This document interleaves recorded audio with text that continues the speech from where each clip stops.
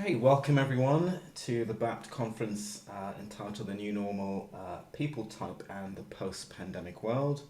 I'm delighted to introduce Carol Shumate, who will present a defense against narcissism. Carol has taught the course on psychological type at Pacifica Graduate Institute since 2013 when she co-taught it with Alice John Beebe. Her book, Projection and Personality Development via the 8-Function Model, was published by Routledge in 2021. Welcome, Carol, and over to you. Thank you. So I really want to talk about narcissism as bringing you the insights from Jungian analysts. My mission is to link the two worlds of depth psychology and psychological type. And I want these two communities to talk to each other because they have so much to give. But Jungian analysts have a lot to bring to us type practitioners about narcissism, even though Jung himself didn't use that term. But all of his work is really about overcoming narcissism. So it seems like narcissism is the new normal. And we know from all of those German emigres from World War II that they all wrote about narcissism, and they wrote about it as a psychic contagion, an infection. So how can we resist becoming infected if we live in a narcissistic culture? So the short answer is by getting to know the narcissist within. Now, this is not something we like to hear because it would be so much easier if we could just reach out and fix the narcissist. But unless we're psychotherapists and have permission to do that, we probably can't. So typologically, narcissism, we could define it as excessive regard for one's own personality and disregard for others. We accuse another of character flaws, but we're actually reacting to a function we've suppressed in ourselves. And when we recognize that, we can withdraw the projection. So type is a very powerful tool. Analytically, analysts have used the term archetypal possession, and in particular, possession by the trickster. They've also used possession by the pueri turnus. Those are the two most common archetypal possessions. But most of the time, most all of the narcissists that they discuss are possessed by trickster. When individuals become possessed by an archetype, the archetype confers extraordinary power on them. And we see that with narcissists, or let's say individuals with narcissistic traits. I'm not talking about people with full-blown NPD necessarily. I'm just talking about people that we look at who seem to be narcissistic and predatory. So they get huge power from the archetype, but archetypal possession is the worst thing that can happen to you, according to Jung. I like to use these images of Jekyll and Hyde and Medusa and Venus because narcissists have a perfection complex and they only want you to see the perfect side of themselves. So they wear what Heinz Kohut calls the mask of the false self. Interestingly, we tend to view ourselves as either having an ugly self or a beautiful self. And we also view narcissists that way. And we look at ourselves and we think the ugly self is narcissistic and the beautiful self is altruistic. But Jung did not use those terms, he used them, but he didn't make this correlation. In fact, he rescued us, you might say, from the Judeo-Christian morality that hangs so much baggage over these terms. He said we have an inner self and an outer self, and neither is narcissistic or altruistic. They are just the necessary components of the self, two of the necessary components. The persona protects the inner self. What happens in narcissism is that the individual becomes identified with the persona.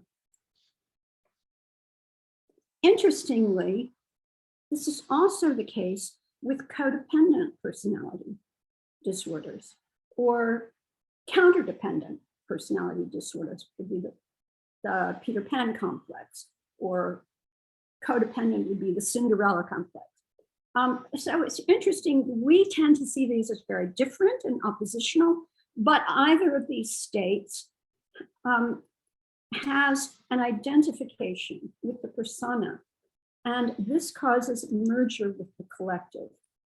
And that causes the self to wither inside.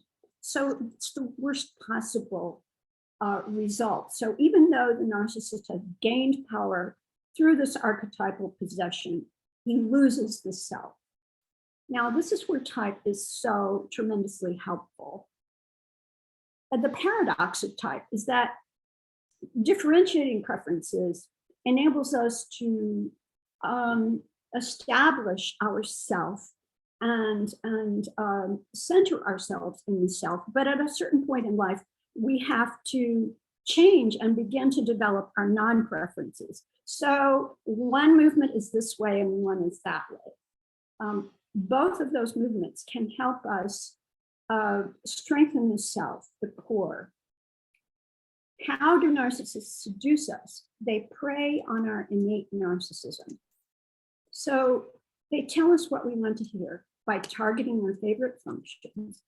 And in this way, they inflate us and turn us all into narcissists.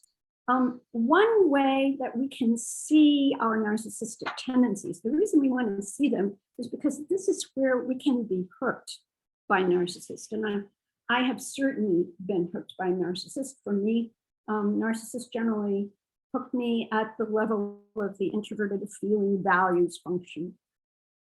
But so it helps us if we can see the kind of dark side of these functions. So introverted sensing can become hypervigilant.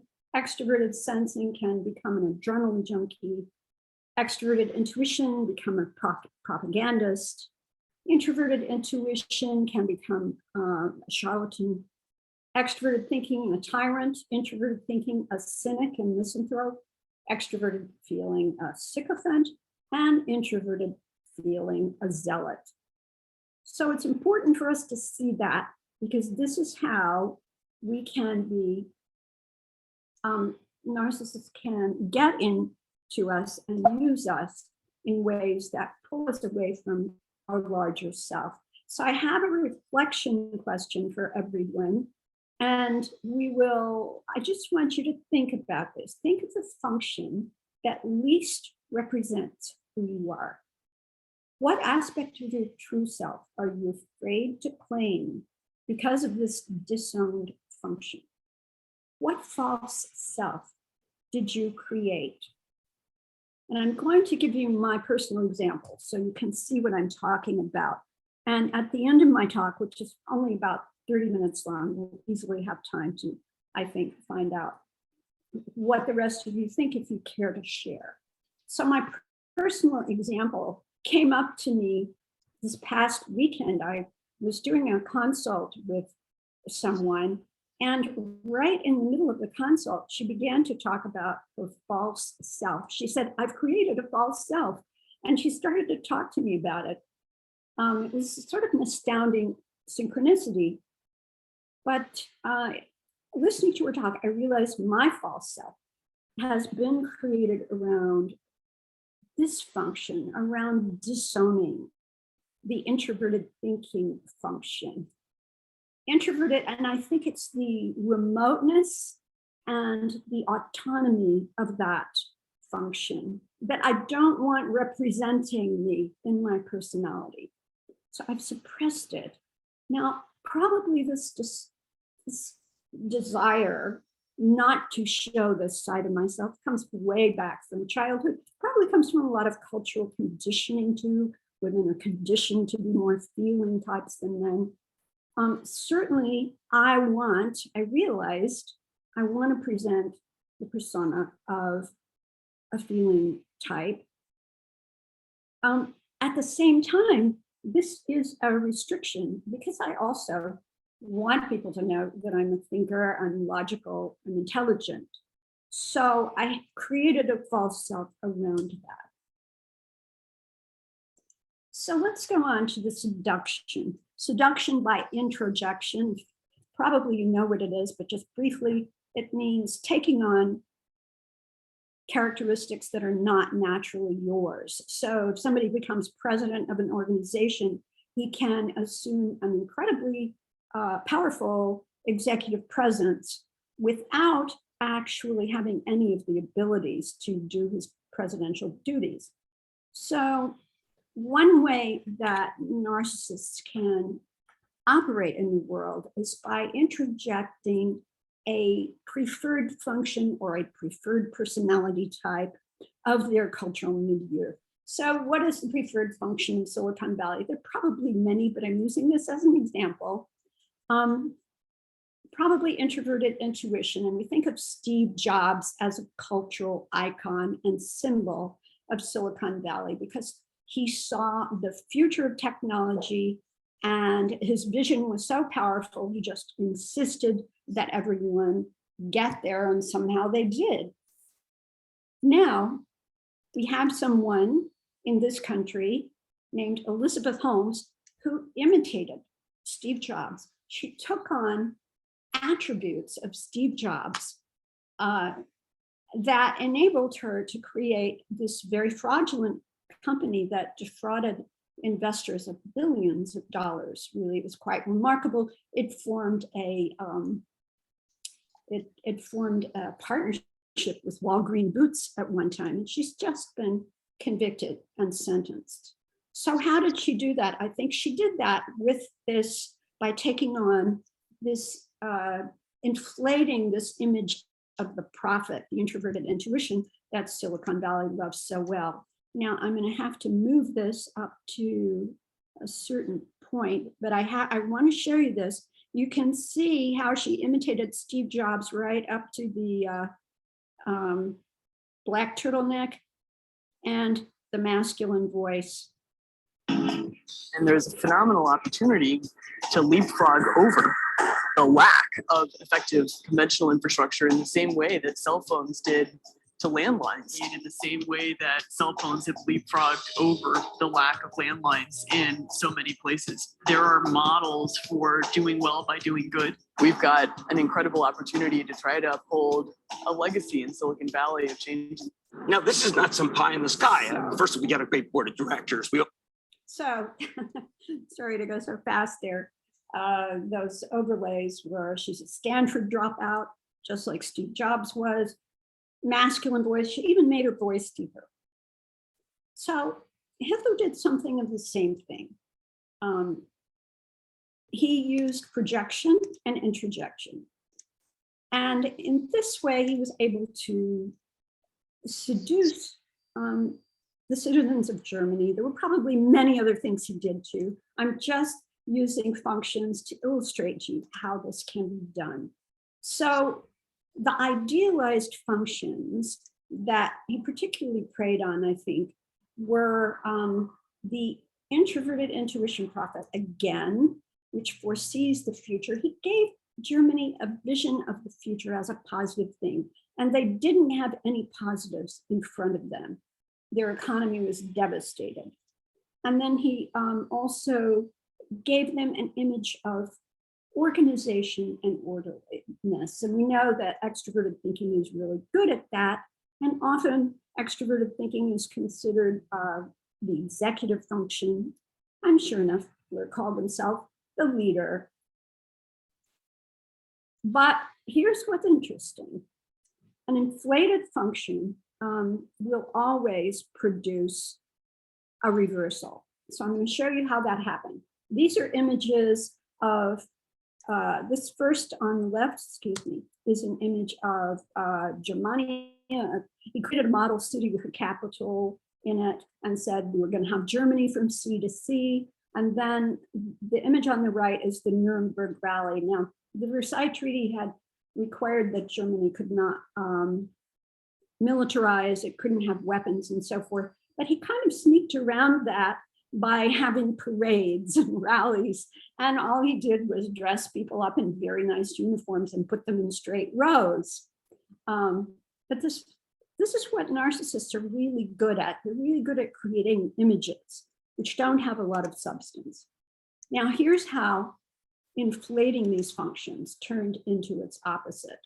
This prophetic foreseeing function led to blindness, and the Nazi vision of grandeur led to a bunker mentality. By the end of the war, the Wehrmacht were living in tunnels underground, and we know that Hitler ended his life in a bunker. This is the definition of tunnel vision. So how about extroverted thinking? Well, obviously, order became disorder, and the ruling military became enslaved. And it's very painful to see this picture of the German Sixth Army. Many of these men were, I'm sure, conscripts. And so the devastation brought about by this one crazy man is tremendous. But I want you to see that, that reversal that happens in the function. So why does that happen? Why does an inflated function cause a trickster reversal? Jung talks about it in many places, but especially in psychological types. He calls it an antidromia. And he says any conscious intention is accompanied by an equal and opposite movement in the unconscious, which can produce the opposite of what's intended. I just say, the harder you try, the worse you fail. You could also say, the higher you fly, the further you fall. But I don't want you to think this has anything to do with hubris or humility. This is completely a neutral event. It is an antidromia is no respecter of intentions. You can be well-intentioned or badly intentioned. You can be saving someone's life and fall victim to this, what Jung called the terrible law of blind contingency. So that's why it's really important for us to understand it, because this is one of the things that can always befalls to narcissists and can happen to the rest of us, and I'll show you how.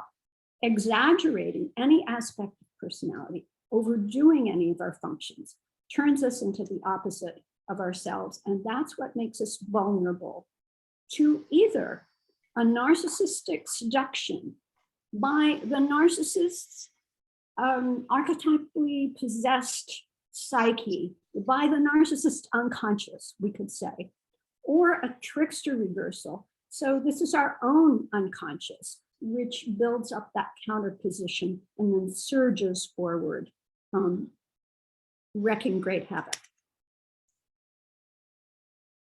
So I have an example. We have an example out of this, just happened in February at the Olympics, when this wonderful, world famous 15-year-old figure skater, Kamila Valieva, gave a wonderful performance at the beginning of the Olympics. Everybody thought she was a shoo-in. Then during the Olympics, it was brought out that she had used illegal substances in a previous competition in December.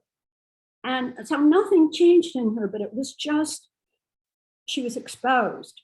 And so in her final presentation, she flopped. I think the cognitive dissonance was just too much for her, but I'm not really focusing on her. I'm focusing on her coach. Her coach was well known to be a very controlling person and to be very demanding of her skaters and sort of an uber disciplinarian. So what I think happens, that's sort of typical of narcissists. They have to control everything. And that control is what always, that sort of determined control of the outcome is what drives them to do terrible things and eventually gives them this trickster reversal. But what's terrible is they tempt us to become over-controlling also. How do we resist that perfection complex, which frankly is all over America? I don't know about the UK, but it's a real poison here. So here's what I think happens. these alpha narcissists project a double bind. And a double bind is this. It's a bind between servitude or aggression. Do we let them have their way? Or do we risk death by trying to annihilate them? So we can either be in service or aggressive. Now, interestingly enough, these actually correlate to those two kinds of narcissism I talked about earlier, the many more kinds, the codependent and the alpha narcissism. So either way, we are in a narcissistic state. So, but I'm going to tell you, I think this is a false dilemma. I think this is a pure projection on the part of narcissists. And to avoid it, we don't go to either side. We find a way to go down the middle. And that's where the trickster comes in. Doherty and West, who I have some references I can share with you at the end. Nancy Doherty and Jacqueline West are a couple of Jungian analysts who wrote a wonderful book called The Matrix and Meaning of Character. And they said the trickster carries this quality of the transcendent function that allows us not to have to choose between these opposing things, but to somehow find a third way through. And James Hillman called it conscious ambiguity. The trickster enables us to have conscious ambiguity instead of unconscious ambivalence. I think what Kamila Valieva had in her final performance, she found this in the Olympics, she discovered that she was ambivalent about using drugs and that had been an unconscious ambivalence. So she's lucky in a way that she was able to make it conscious and that she didn't build her whole career on a false basis, because that is building your self-esteem on a house of cards. So step one, recognize your inner trickster. How do you shade the truth to manipulate outcomes? This is so hard to see in oneself. And I have to say, I had help seeing it in me. I didn't see it at the beginning. What do you over control? That's a little easier to tell. We usually have some obsessive compulsiveness somewhere. And the reason is that this is our area of vulnerability. I'll give you an example from my personal experience if you want later. I'll let you ask me. I'll keep going in this now. Step two, relinquish control, surrender the outcome. You don't have any control over the outcome. So by all means, we all should prepare and do our work and do our best, but know that it's just not in our hands. The outcome is not in our hands. And that if we are tempted to go that one step further, stop and think. Now, I am certainly no example of doing this right. I am, in fact, the worst example. Someone once told me my motto should be anything worth doing is worth overdoing. So, I mean, you know, I'm hoping that the old saying, you teach best what you most need to learn, I'm hoping that that's true. But altogether, what this means is that the trickster is a homeopathic remedy.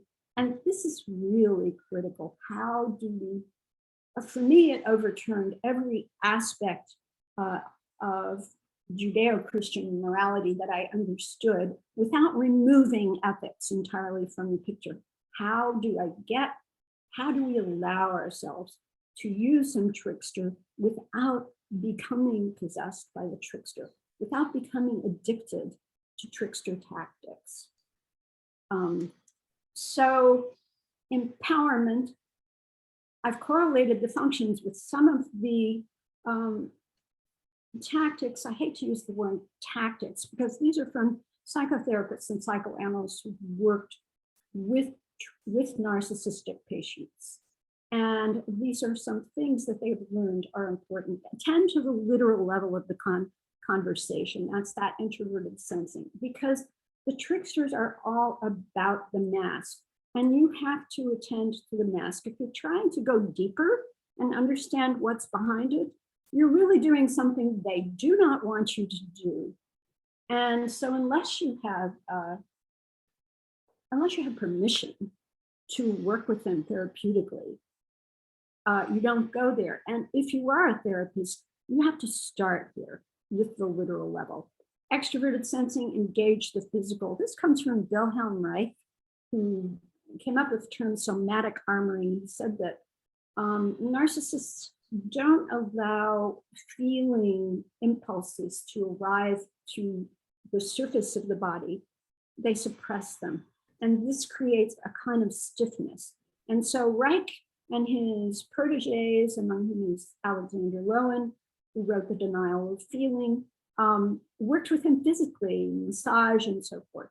Now, I'm not saying you want to massage this person, but if it's true that narcissists are tight and rigid, it's certainly true that they're trying to control the outer world. And if it's true that they're also trying to control that inner world, they can be relieved with just physical things. So you can take a walk. If you have to be in an interaction, take a walk with them, or play golf, or do something physical. And this will relax that person, and it will also relax you, so that you don't become, you don't catch it, because it's so easy for us to catch it.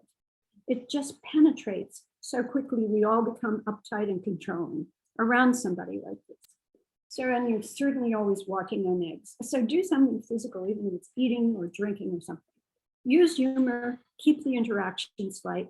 I like this one, introverted intuition. Get an image of the narcissist as a toddler. Narcissists, especially predatory narcissists, like to intimidate. You won't be intimidated if you have an image of this person as a toddler, and in fact, they are in a sort of arrested state of development. So this is a good way to work with them. This doesn't mean anything goes. You have to be cautious with a toddler. You don't hand a toddler a loaded gun. But this helps you understand where and what to do, I think. Project power without seeking the spotlight, obviously. Cultivate detachment. Create alliances that empower the group. Now, this doesn't mean pull a coup. You know, I don't think assassination has ever worked a single time in history. And we should draw some, we depth psychologists should draw some meaning from that somehow. But we can empower each other. We can empower those of us who are working in good faith and who are in touch with our own personal self, our authentic self. And the last one, introverted feeling, our moral compass, be authentic. This is very hard to do while you're also in a sort of defensive mode. So that's why I call this empowerment and not defense. And I perhaps should have called the whole talk that. But be authentic without disclosing anything. You don't want to reveal confidences.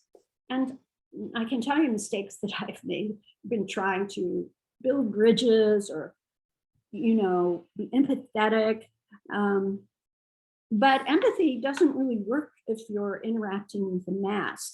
You know, it's interesting. Jung made the statement that he met Hitler once, or I don't know if he met him, but he made the statement about Hitler that he said, I looked into his eyes and it was like he was a mask and there was nothing behind the mask. And people with severe NPD are like that. So you can't empathize with a mask. So I'm going to show you this clip from the BBC series Wolf Hall. Now, this is not the historic figure of Thomas Cromwell. This is a fictional creation. But what's interesting about this series is that it shows us a man who manages to survive and thrive in the company of one of the greatest narcissists in history, King Henry VIII. And in this competition, Henry is engaging in an archery contest with the aristocrats behind him. And Cromwell is the only commoner in the group. And you're going to see how Cromwell, so you see how uncomfortable the aristocrats are behind him, because they, of course, are such sycophants. They're all narcissists themselves, sucking up to the king all the time. But Cromwell set himself apart by not performing poorly. He is not flattering the king. He did a little bit. At the end, towards the end, he said, well, if you came to our competition, you'd surely win, because you have to with the king a little bit. But his performance was otherwise. It projected power. And he emphasized his humble origins. He made a joke at his own expense, the butchers and the grocers. He did not defend his boundaries. Now, this is interesting to me because you hear a lot of people talking about narcissists, you have to defend your boundaries. I'm not actually sure. Now, these things are not, I don't want to say these are permanent tactics or things that will work in every situation. You have to always consult your inner self and say, what does my inner self tell me to do? But the problem with boundaries and narcissists is that if you draw a line in the sand, they're tempted to just step right over it. And I think I saw that. I saw the narcissistic traits in Donald Trump when he became president. And before he took office, he had a meeting with Barack Obama, and Obama commented on this later.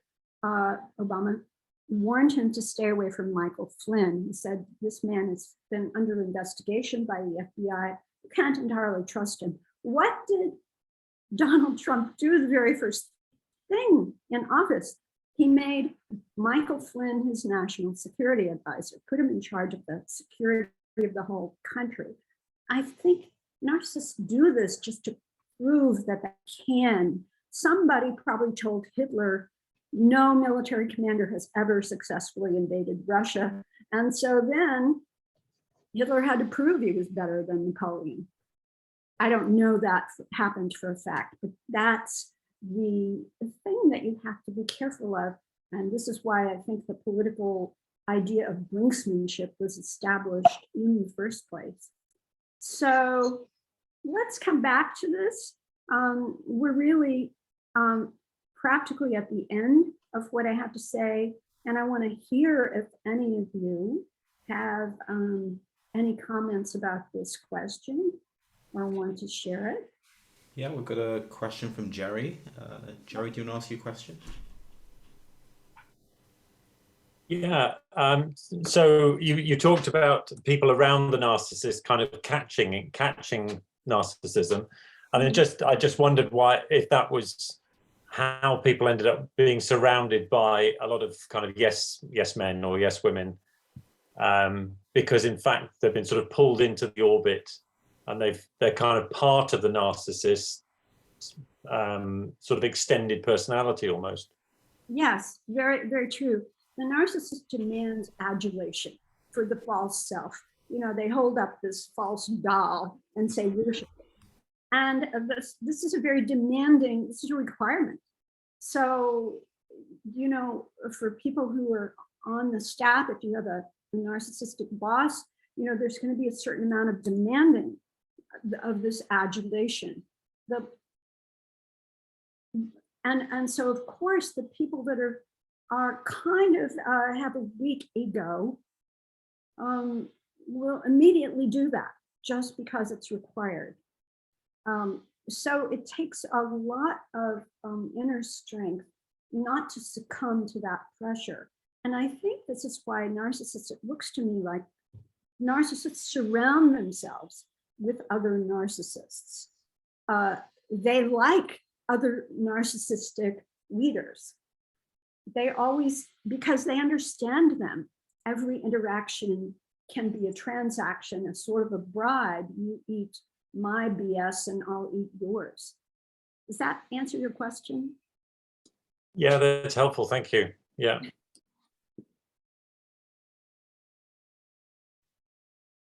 Any other questions or comments? Anybody want to share the function that least represents you?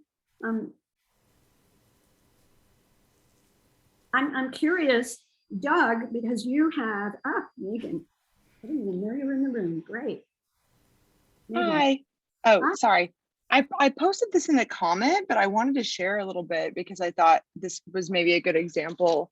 Is that so for me, the function that least represents me, I would say would be SI as the memorizer. And I feel like so I've struggled with codependency in the past. I have ENFJ preferences, and I've been kind of in the past few years weeding people out of my life that feel really draining to me.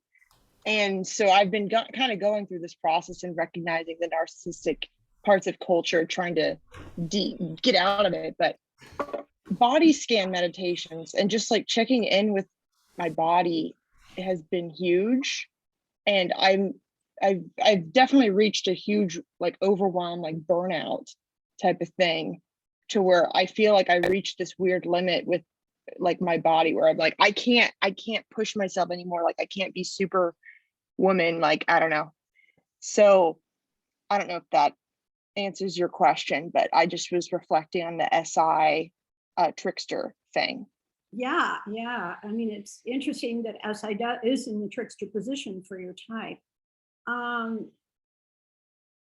So your false self, I suppose, would be this superwoman. Yeah, So- maybe I misread. Were you thinking that the false self would be like your dominant type of thing, or the trickster? No, Oh. not at all. I mean, the false self question actually relates to your whole personality or your whole persona. Yeah, I think the superwoman and like feeling like I need to be there for everyone, and need to be open to everyone, even if I disagree, and like bite my tongue, that sort of thing. Yeah, bite your tongue. Yeah. So why would you say that introverted sensation least represents you? You wouldn't want to be seen as an introverted sensing type? So I think kind of the example you were giving with Silicon Valley, I actually worked in tech as like one of my first jobs, and I got very into the we need to change, we need to disrupt, like paradigm shifts, like all that like sort of thing. I mean, also sort of the feeling of if you're not outraged, you're not paying attention. I think that could be like a FENI mask type of thing. I don't know. I don't want to feel like someone that's sitting around not just keeping the world as it is if it's hurting other people. I see. Was kind of how I would talk to myself. Okay, maintaining the status quo. Yeah. So, but then you realized that by not wanting to be that status quo person, you would cause some body issues. Yes. You needed to go into your introverted sensing function to repair that. Yes. Now I tried to transcend. Yeah, I tried so hard to transcend my own bodily limits because I wanted to transcend the current limits of reality. Oh gosh, yes. Yeah, that's great, Megan. Thank you so much for that. Did anybody else have any insights about this? And if not, yeah. Could I just ask a question about where curiosity would fit in the 8 types? Curiosity. Gee, maybe in extroverted intuition. I'm not sure. Or maybe in introverted thinking. What do you think? Where does it fit in for you? The reason I asked the question is that Google, the availability of Google has turned some personality aspects on the head. I mean,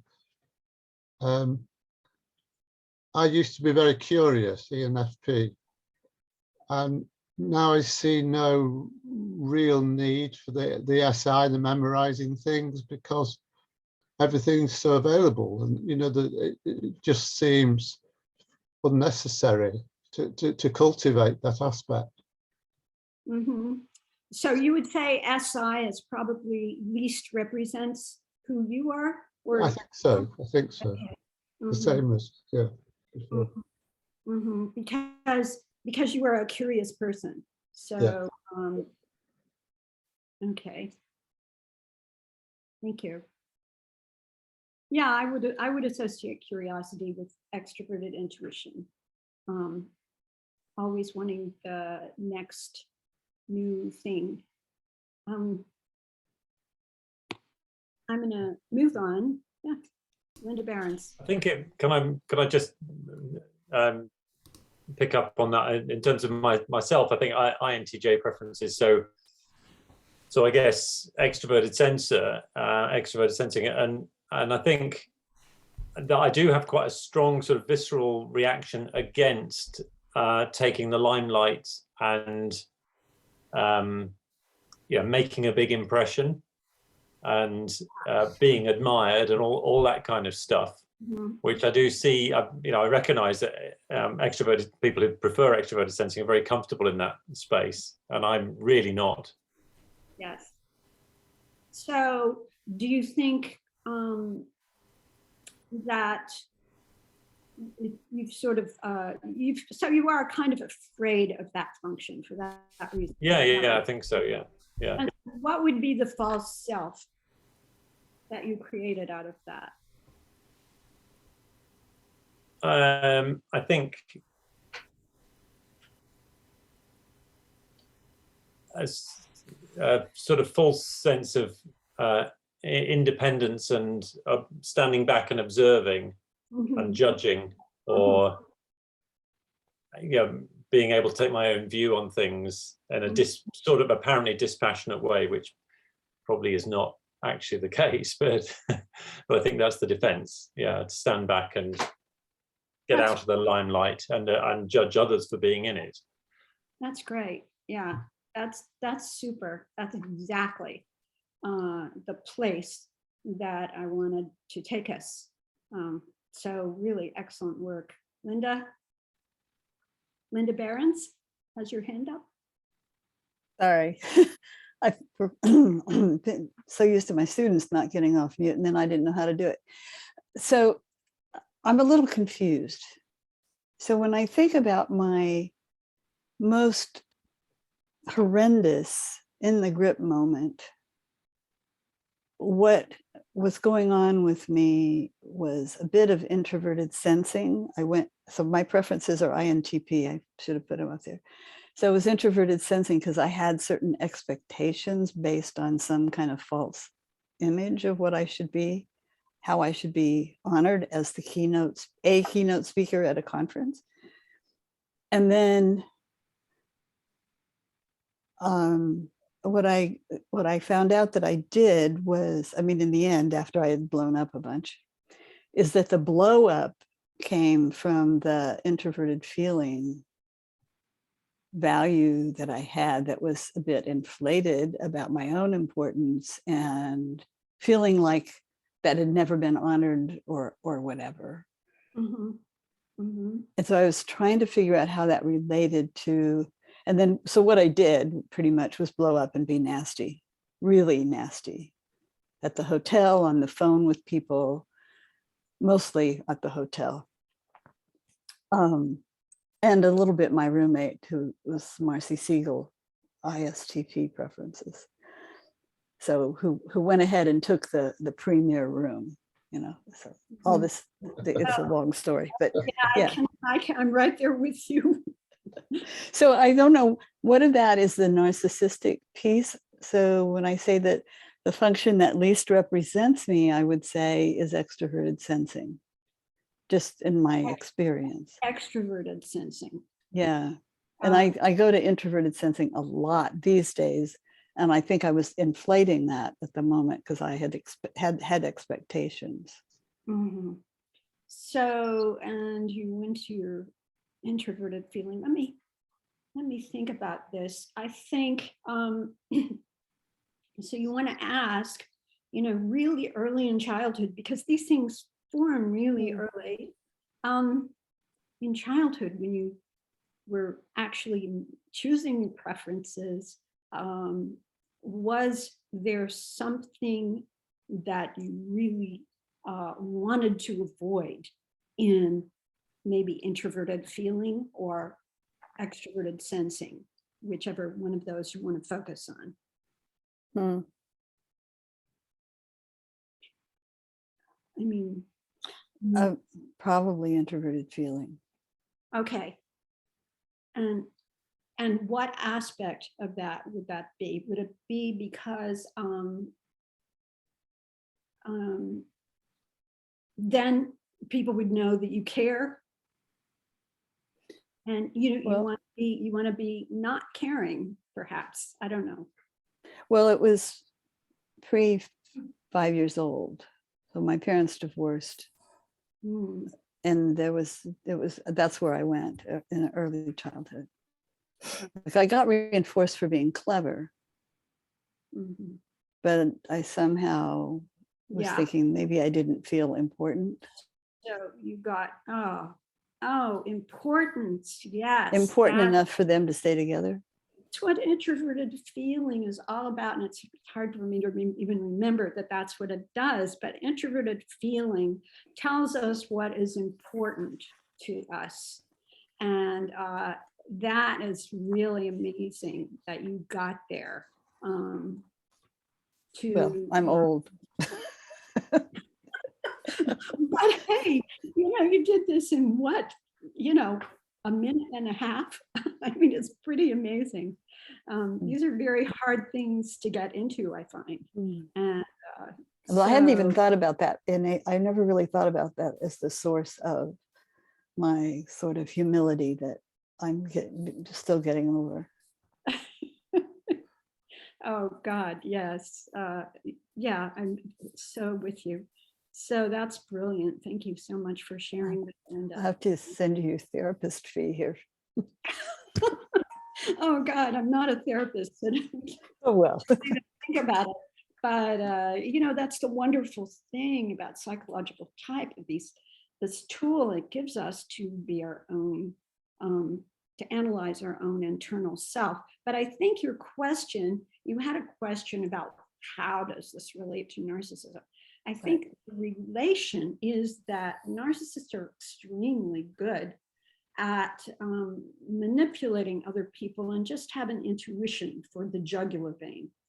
And so they know how to seduce us. They target one of our favorite functions, which for me would be the introverted feeling function.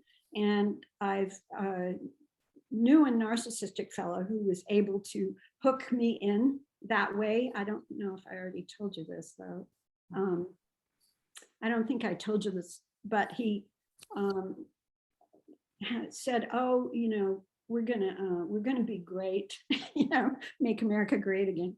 We're gonna do wonderful things. We're gonna create an institute, a nonprofit institute, and oh, by the way, you'll have a good position in it too.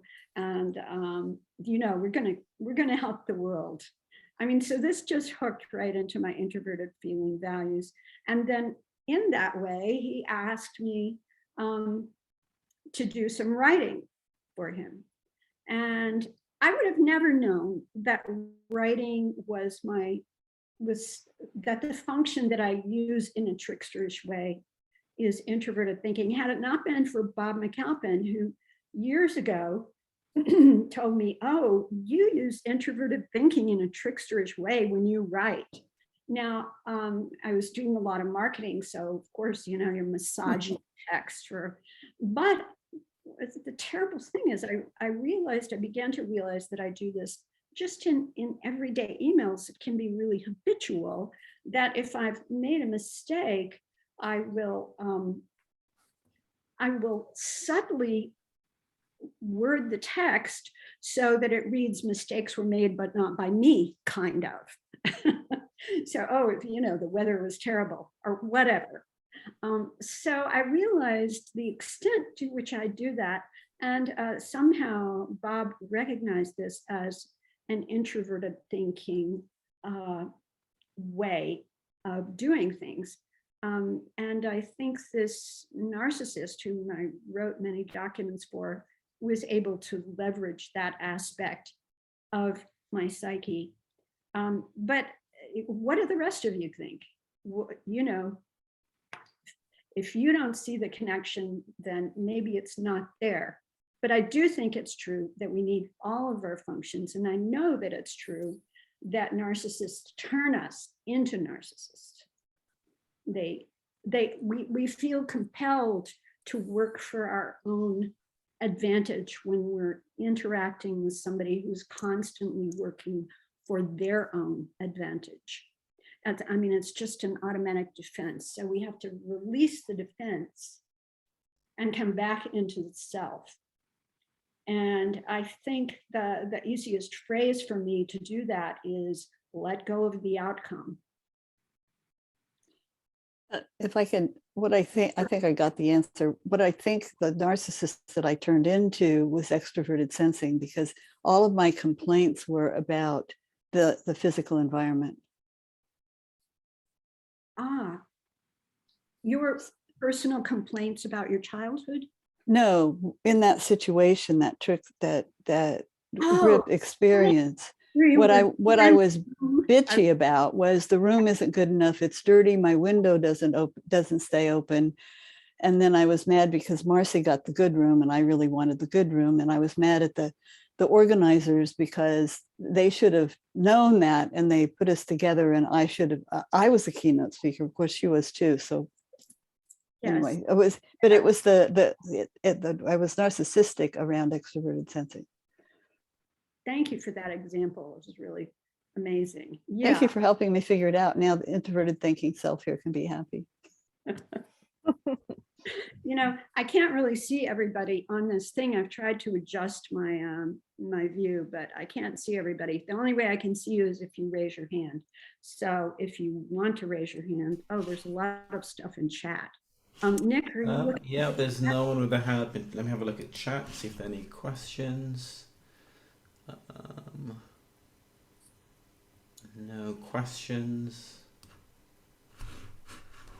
No one's got their hand up. I'm going to go to the next. I actually have one more slide. I didn't really want to talk about it, but these are the trickster functions for every type you want to see them. Ariel's in the waiting room and make the word. So this is the sort of the end of it. I do have one little, if you want to do it, those who want to stay, you're totally welcome to leave. I know it's very late for those of you in Europe. And I'm perfectly happy to have people leave, but if you want to stay, I have a little guided meditation that takes about 30 seconds to do that will help us. I've used it very successfully personally on myself and also with my clients. It's a way of using projection constructively because, you know, narcissists are masters of projection, and we're never going to eliminate them from the world or from our environment. So what can we learn from them? Well, we can learn how to use projection constructively. So start by thinking of an issue in your life, and if an image comes to mind, take that image.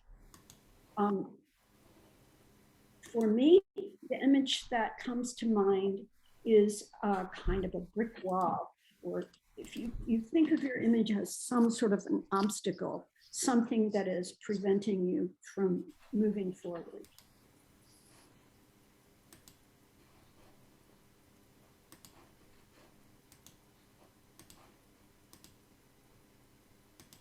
Okay, now turn that obstacle into a staircase. I know this may be hard to do with some of your images, but put a staircase in there somewhere. And now turn the staircase into a bridge. So what I want you to do is make this a really beautiful bridge. Now you started out with an issue, and the issue is not beautiful, but I want you here to make it beautiful somehow. I imagine a bridge with diamonds on it. Now, the next thing is see yourself on the other side of the bridge. And the important part about being on the other side is the feeling. You want to feel the emotion of having superseded your issue or your obstacle, what does it feel like? Do you feel relief? Do you feel happy? Are you going to be able to go out and celebrate? Are you going to, what is that feeling? You are already there. I know the issue is heavy and hard. I know the issue hasn't changed, but you have, and you've gotten to the other side. So feel that emotion. And I got this image from Ulrich Nerloz, a Danish writer. It's actually a wonderful book called The Life Bridge, and he talks about this process. And I think it's a brilliant way to use projection. And I'll just end with this wonderful quote from Martin Luther King. You don't have to see the whole staircase. Just take the first step. So last, I want to say, I'd love to hear your comments or questions or stories, especially stories. I'll be glad to keep your confidence or give you credit if you want it in this tome that I seem to be writing for more than a decade. But I'd love to hear from people, especially people who know their own types. Thank you very much. You've been a great audience. Great. Thank you very much, Carol. That was really fascinating, informative, and great presentation. Thank you very much. Thank you. Thank you. Well, thank you, Linda, for your wonderful contribution, and Doug for yours, and Megan. It was just lovely hearing from people. Great. I think you may have saved me a few therapy consult fees.